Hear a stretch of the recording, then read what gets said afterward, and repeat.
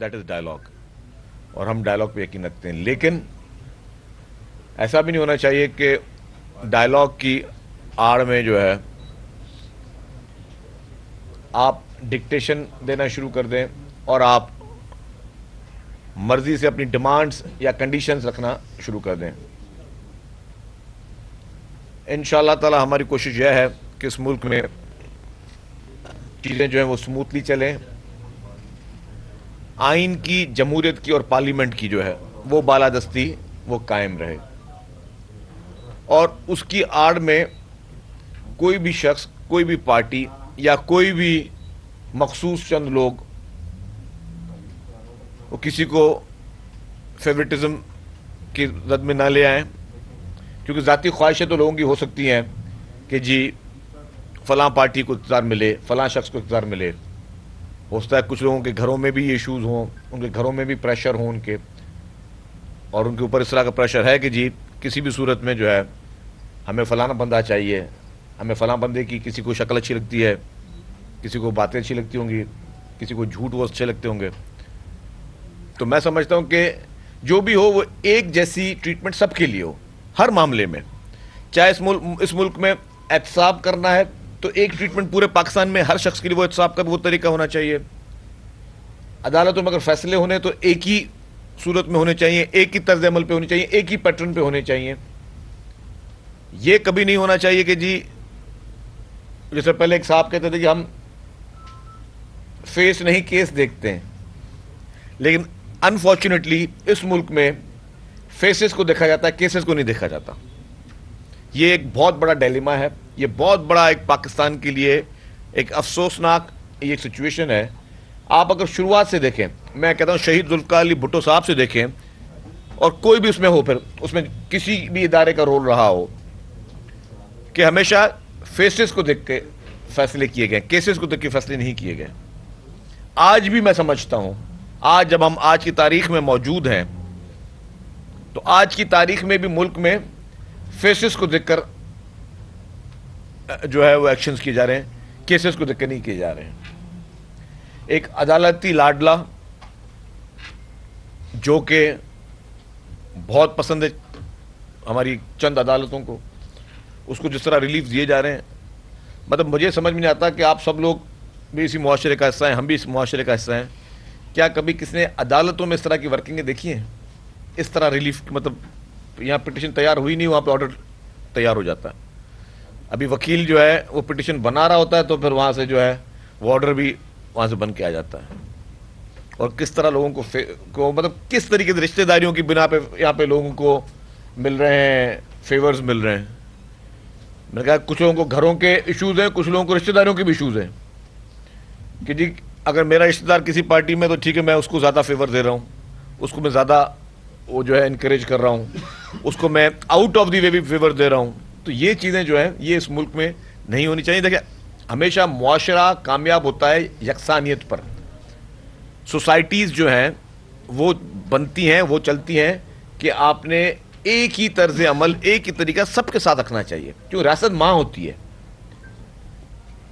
ریاست ماں ہوتی ہے تو ماں کو سارے بچوں کے ساتھ ایک جیسا سلوک کرنا چاہیے۔ اگر بچہ اچھا کام کر رہا ہے تو سب بچوں کو شاباشی دینی چاہیے، اگر بچہ برا کام کر رہا ہے تو سب بچوں کو ایک جیسی سزا دینی چاہیے۔ اگر ریاست ہی سوتیلی ماں کا سلوک کرنا شروع کر دے کہ کچھ لوگوں کو کہے کہ جی نہیں یہ میرے پیارے بچے ہیں، یہ میرے عدالتی لاڈلے ہیں، یہ جی سمارٹ ہیں، یہ گڈ لکنگ ہیں، ان کے ساتھ کوئی اور طریقہ اختیار کرنا چاہیے، اور باقی لوگوں کے ساتھ جی نہیں، ان کے لیے تو پھر جو قانون میں نہیں بھی لکھی ہے سزائیں، جو جرم آپ نے نہیں بھی کیے ہوتے ان کی سزائیں آپ کو مل جاتی ہیں۔ مطلب عمران خان کے لیے میں سمجھتا ہوں کہ کون سی چیز ابھی آنا باقی ہے۔ آئین اور قانون کے دائرے میں رہ کے ہم بات کریں تو پہلی سوال یہ ہے، کچھ دوست سوال کرتے ہیں کہ یار الیکشن ٹائم پہ ہونا چاہیے، الیکشن، ہم کہتے ہیں بالکل ہونا چاہیے۔ الیکشن اپنے وقت میں ہونے چاہیے، ایک ٹائم پر ہونے چاہیے، آئین اور قانون کے دائرے میں ہونے چاہیے۔ الیکشن کے لیے جو فیصلے آئیں وہ بھی قانون کے دائرے میں آنے چاہیے، وہ بھی آئین کے دائرے میں آنے چاہیے۔ اگر سو موٹو نوٹس بنتا ہے تو 184 میں ضرور آنا چاہیے، لیکن اگر وہی کیس کسی سیشن کورٹ میں موجود ہے، وہی کیس کسی ہائی کورٹ میں موجود ہے، تو ایک چیز ایک آلریڈی انڈر ٹرائل ہے اور ایک سب جوڈیس چیز پہ سو موٹو نوٹس نہیں آ سکتا، نہیں ہو سکتا.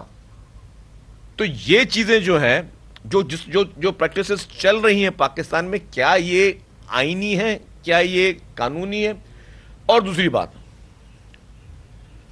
کہ جب چیز آئینی ادارے سارے ہیں نا، ہم جب اسٹیبلشمنٹ کی بات کرتے ہیں تو پورے اس میں سارے آئینی ادارے ہوتے ہیں، کسی ایک ادارے کا آئین وہ نہیں ہے کہ یہ اسٹیبلشمنٹ ہے.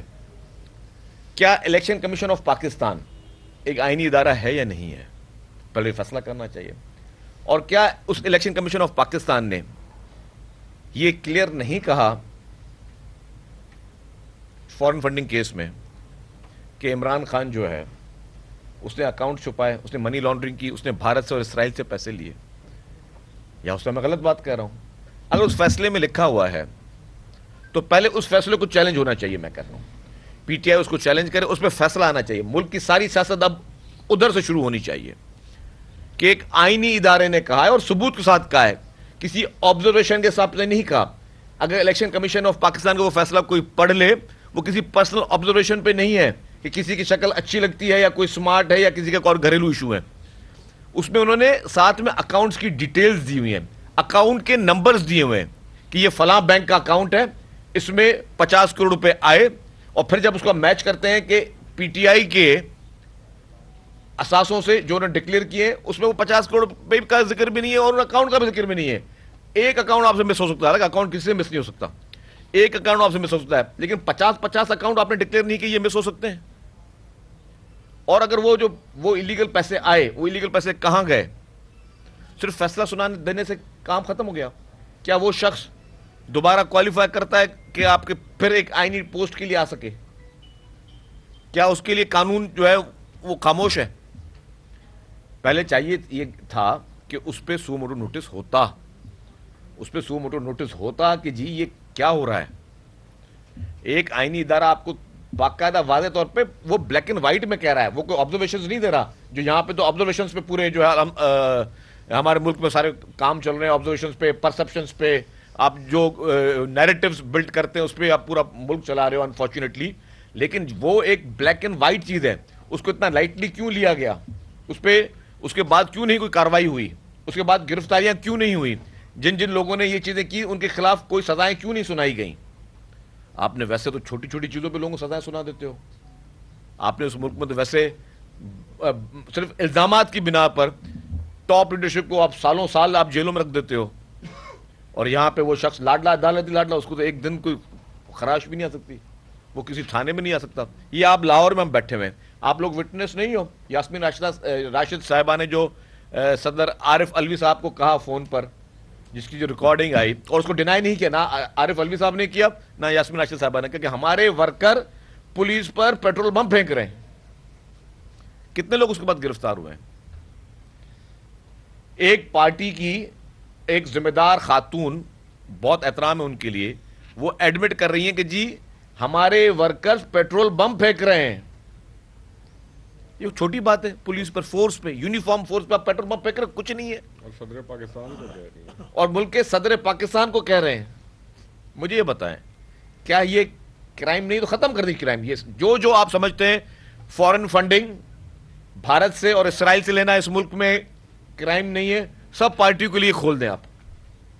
سیاست کی کا محور اب وہاں سے شروع ہونا چاہیے. یہ دو آنکھیں نہیں چل سکتی اس ملک میں.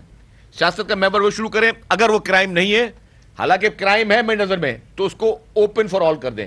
پھر ہر پولیٹیکل پارٹی پاکستان کی وہ بھارت اور اسرائیل سے جو ہے وہ پھر فنڈنگ دینا شروع کر دے، اور وہ بھی شوق سے دیں گے. اس ملک میں افراتفری پھیلانے کے لیے، اس ملک میں خدا نخواستہ تباہی پھیلانے کے لیے بھارت اور اسرائیل آپ کو شوق سے پیسے دے گا. آپ شوق سے وہ پیسے پھر سب کے لیے الاؤ کر دیں کہ